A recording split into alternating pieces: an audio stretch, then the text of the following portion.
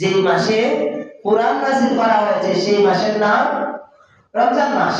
কথা বলেন, যে মাসে কোরআন নাযিল করা হয়েছে সেই মাসের নাম কি? রমজান মাস। রমজান মাসে কোরআন নাযিল করার কারণে মূলত পুরাটা রমজান মাসে এত দামি হয়ে গেছে। তাহলে মূল কারিশমা হলো এই কোরআন। মূল কারিশমা কি? এই কোরআন। এই কোরআন যার সাথে লাগছে সেই কোরআন তাকে দামি বানিয়ে দিয়েছে। সেই কোরআন কি করছে? যার সাথে লাগছে তাকে দামি বানিয়ে দিয়েছে। কোরআন বলছে ইন্না আরাদনাল আমানাতা আলাস সামাওয়াতি ওয়াল আরদি ওয়াল জিবাল ফাআবাইনা আন ইয়াহমিলনাহা ওয়া আশফাকনা মিনহা ওয়া হামালাহাল ইনসান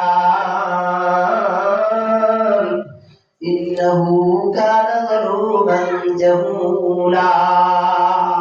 আল্লাহ বলেন, আমি কোরআনকে আসমানে নাযিল করতে চেয়েছিলাম, আমি এই কোরআনকে পাহাড়ে নাযিল করতে চেয়েছিলাম, আমি আল্লাহ এই কোরআনকে জমিনেও নাযিল করতে চেয়েছিলাম। সকলে তারা অপারগতা করেছে। শক্তিশালী পাহাড়, যেই পাহাড়টি আল্লাহ তাআলা তত্তর কর্ণওয়ালা জমিনকে স্থির করে দিয়েছেন। ওয়াল জিবালা আওতারা, আল্লাহ বলেন আমি তো জিবালকে পাহাড়কে বেলে হিসাবে বেলে দিয়েছি যেন জমিন আর নাড়াচাড়া না করতে পারে। এই শক্ত পাহাড়ে আল্লাহ তাআলা কোরআনকে নাযিল করতে চেয়েছিলেন। পাহাড় বলেছে আল্লাহ আমি পারবো না, এই কোরআনের পার আমি বহন করতে পারবো না। আসমান অস্বীকার করেছে, জমিন অস্বীকার করেছে, পাহাড় যখন অস্বীকার করেছে তখন দুর্বল মানুষকে আল্লাহ বলেন ওয়াখলিকাল ইনসানু দাঈফা, আমি আল্লাহ মানুষকে দুর্বল করে সৃষ্টি করেছি। সেই দুর্বল মানুষকে আল্লাহ বললেন আমি তোমাদের কাছে কোরআন দিতে চাই, তোমরা কি কোরআন গ্রহণ করবা? কোরআন বলছে ওয়া হামালাহাল ইনসান, যখন আসমান গ্রহণ করেনি, যখন জমি কোরআনকে গ্রহণ করেনি, যখন পাহাড় কোরআনকে গ্রহণ করেনি, ঠিক তখনই দুর্বল মানুষ এই কোরআনকে গ্রহণ করেছে। মানুষ কোরআনকে গ্রহণ করেছে, এই জন্য মানুষকে বলা হয় আশরাফুল মাখলুকাত, সৃষ্টির সাথে। মানুষ এত দামি হয়েছে কেন? মানুষের কাছে আল্লাহ তাআলা এই কোরআন দিয়েছেন, এই জন্য সমস্ত মানুষকে আল্লাহ তাআলা দামি বানিয়ে দিয়েছেন। তাহলে সমস্ত মানুষ দামি হওয়ার পিছনে কারণ কি? এই কোরআন। আল্লাহ তাআলা কোরআন কারীম মক্কা নগরীতে নাযিল করেছেন, এই জন্য কোরআন কারীম মক্কা নগরীতে নাযিল হওয়ার কারণে মক্কাকে বলা হয় মক্কাতুল মুকাররমা, পবিত্র শহর, সম্মানিত শহর মক্কা। এই সম্মানী শব্দ লাগছে কেন? এই কোরআন লাগার কারণে। মদিনাতুল মুনাওয়ারা, এই কোরআন নাযিল হওয়ার কারণে মদিনাকে বলা হয় মুনাওয়ারা। মদিনাতে কোরআন নাযিল হওয়ার কারণে মদিনার দাম বেড়ে গেছে। কি বলেন? মদিনার দাম বাড়ার পিছনে কারণটা কি? এই কোরআন। কি? এই কোরআন। রাসূল করিম সাল্লাল্লাহু আলাইহি ওয়াসাল্লাম ইমামুল মুরসালিন বানিয়েছেন, শেষ নবী বানিয়েছেন এই কোরআন দিয়ে। কি দিয়ে? এই কোরআন দিয়ে আমাদের নবীকে দামি নবী বানানো হয়েছে।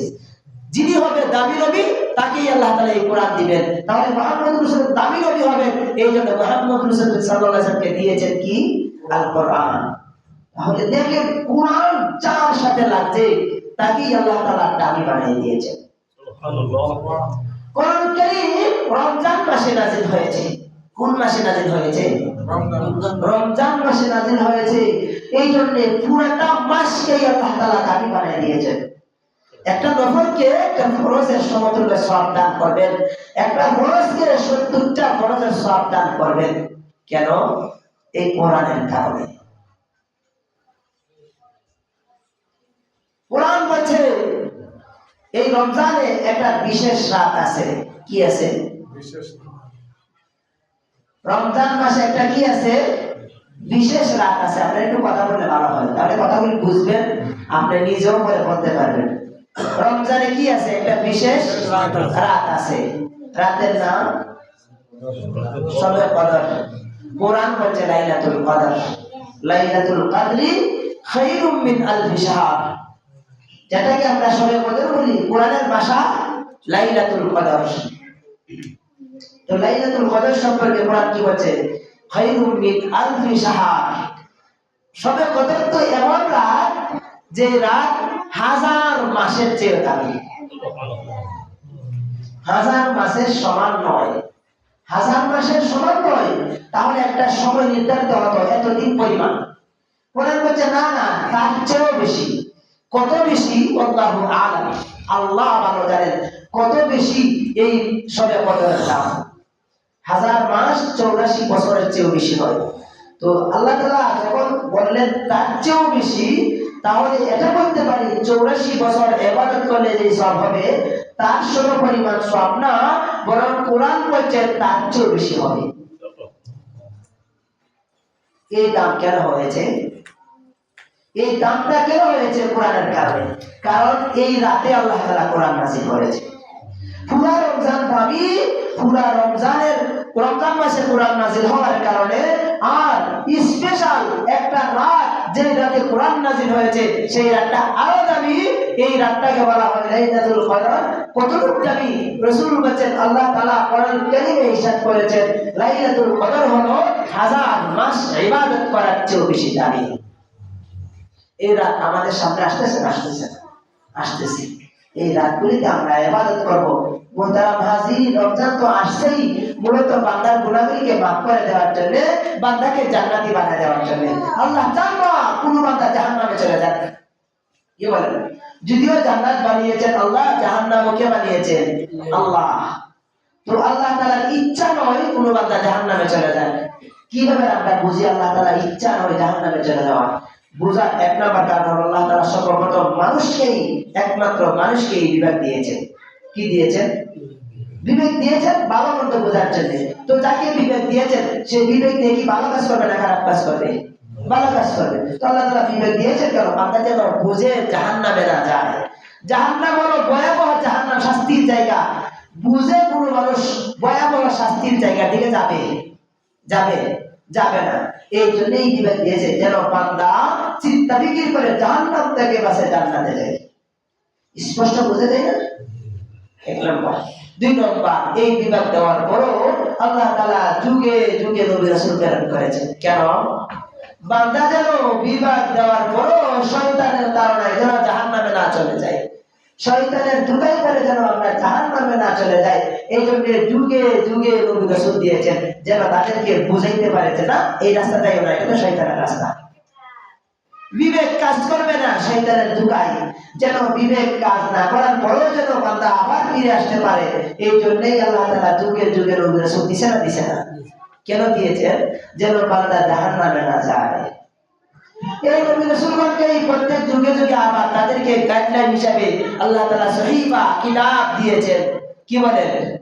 যেন কিতাবের মাধ্যমে কোন লাইনে তাদেরকে পথ প্রদর্শন করবেন, এই জন্য আল্লাহ তাআলা যুগে যুগে গাইডলাইন দিয়েছেন। আমাদের নবীর ব্যাপারে বলা হয়েছে রাসূল সাল্লাল্লাহু শেষ নবী বানিয়ে দেওয়া হয়েছে।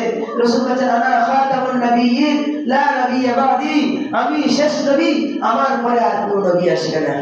এবার নবীর শেষ জামানার উম্মতদেরকে কে পথ দেখাবে? কি বলেন? আর তো নবী আসবে না। যুগে যুগে নবী রাসূল দিয়েছেন, এখন আর নবী রাসূল দেবে না। তখন কি হবে?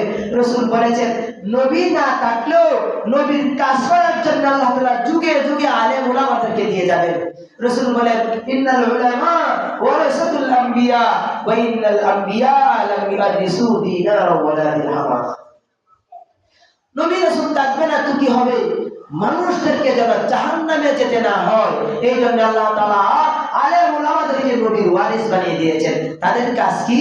আল্লাহ মানুষদেরকে আল্লাহর পথে নিয়ে আসা। আমাদের কাজ কি? আমরা এই কথাটুকু বলা না এই কাজটা করবেন না, আপনি জানেন এটা খারাপ, এরপরও করতেছেন। কার ধোঁকায়? শয়তানের ধোঁকায়। এই শয়তানের ধোঁকায় পড়ার পরেও আল্লাহ তাআলা মুক্তির রাস্তা দিয়েছেন, আল্লাহ তাআলার কাছে তওবা করা। এই জন্যই তো আল্লাহ তাআলা রমজান মাস দিয়েছেন। বলছেন আলা মিন মুস্তাগফিরিন ফাগফিরাল্লাহ, কি আসো অপরাধ করেছো, অন্যায় করেছো, আমার কাছে ক্ষমা চাও। রমজান মাসে আল্লাহ তাআলা প্রত্যেক রাতে দুনিয়ার আসমানে আসেন আর বলতে থাকেন আলা মিন মুস্তাগফিরিন ফাগফিরাল্লাহ, কি আসো গুনাহ করছো, অন্যায় করছো, আমার কাছে যাও, আমি আল্লাহ তো তোমার সমস্ত গুনাহ মাফ করে দেব। মুহতারাম হাজিরিন, দুনিয়ার তো কোনো এমন দরকার নেই আপনি তার অন্যায় করলে আপনি তাকে মাফ চাওয়ার জন্য ডাকবে, আসো আমার কাছে মাফ চাও, আমি ক্ষমা করে দেব। একমাত্র আল্লাহই এমন, অন্যায় করার পরে বান্দাকে ডাকো, সমস্যা নেই, আসো, ওই জায়গা নাই, আমার কাছে আসো, আমি মাফ করে দেবো। আল্লাহ আমি বুঝতে পারছি তুই পারছোকা, কে আসো, রিজিকের অভাবে আসো, আমার কাছে যাও, রিজিক তো আমি আল্লাহ দেবো, আর কেউ দিতে পারবে না। কি বলেন? রিজিকের মালিক কে? আল্লাহ। আল্লাহ বলেন আমি আল্লাহ রিজিক দেওয়ালা, আমার কাছে যাও, আমি আল্লাহ তোমাদের রিজিকের ব্যবস্থা করে দেবো। কে আছে মুসিবতে? আল্লাহ কি মুবতালা বাওয়াতিয়া, মুসিবতে পড়ে গেছো, দুনিয়ার যাই জামালা পড়ে গেছো, আমার কাছে যাও, একমাত্র আমি আল্লাহই তোমাদেরকে উদ্ধার করতে পারি, আর কেউ নাই। আমার কাছে যাও না বান্দা, আমি আল্লাহ তোমার মুসিবত দূর করে দেব। আল্লাহ ডাকতে থাকেন। এই রমজান মাস দিয়েছেন, দামি মাস দিয়েছেন, রোজা দিয়েছেন, তারাবি দিয়েছেন, কমার মাস দিয়েছেন, যেন আমরা জাহান্নাম থেকে বাঁচতে পারি। আল্লাহ তাআলার উদ্দেশ্যই হলো যেন আমরা জাহান্নাম থেকে বেঁচে যেতে পারি। এরপরে যদি আমরা জাহান্নাম থেকে না বাঁচতে পারি, রাসূল বলেছেন যে ব্যক্তি রমজান মাস পাইয়াও গুনাহ মাফ না করতে পারলো, সে ধ্বংস হয়ে যাক, সে আর না যাতে তার প্রয়োজন নেই।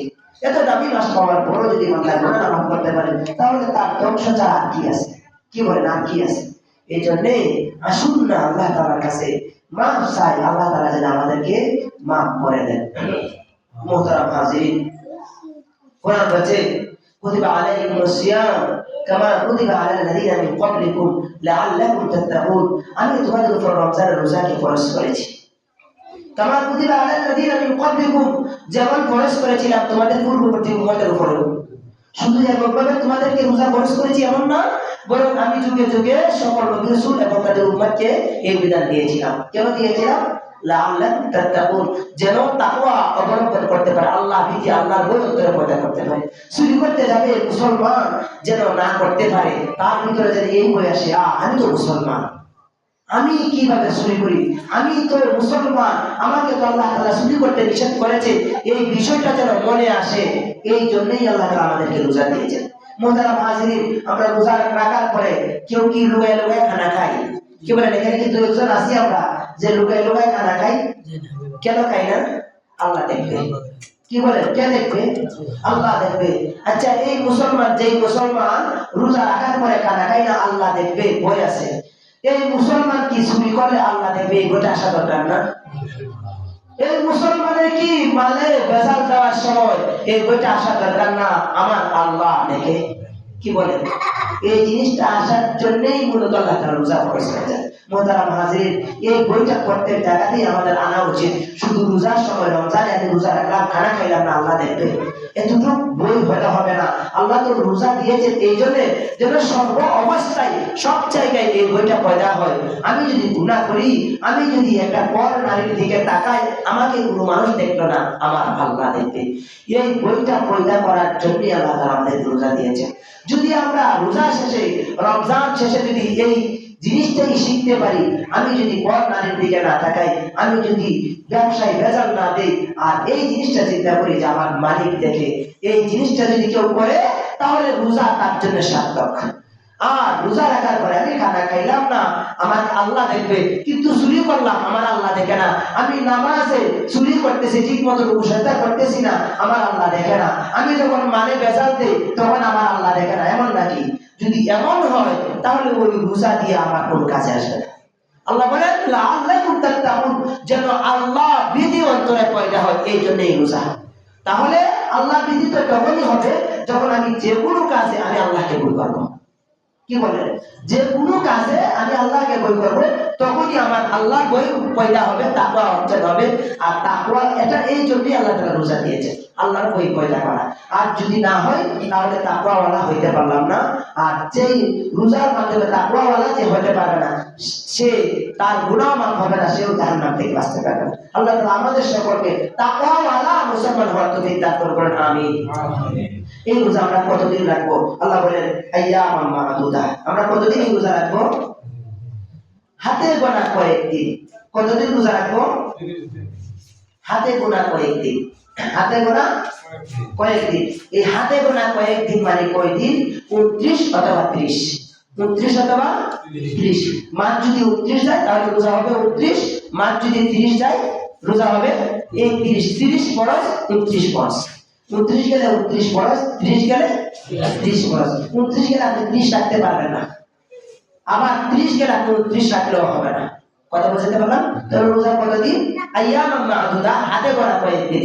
আর হাতে গোনা কয়দিন? 29 অথবা 30 দিন।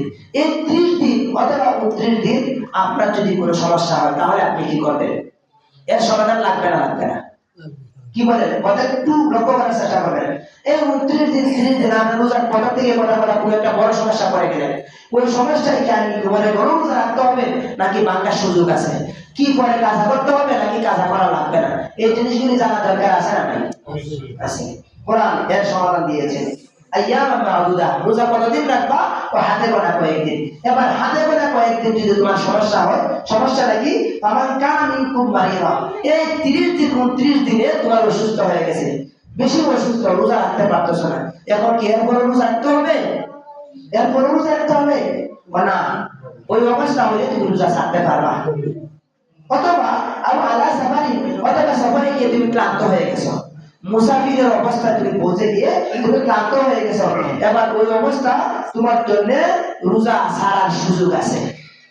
অসুস্থ অথবা সফর অবস্থা আছো, রোজা ছাড়ার কি আছে? সুযোগ আছে।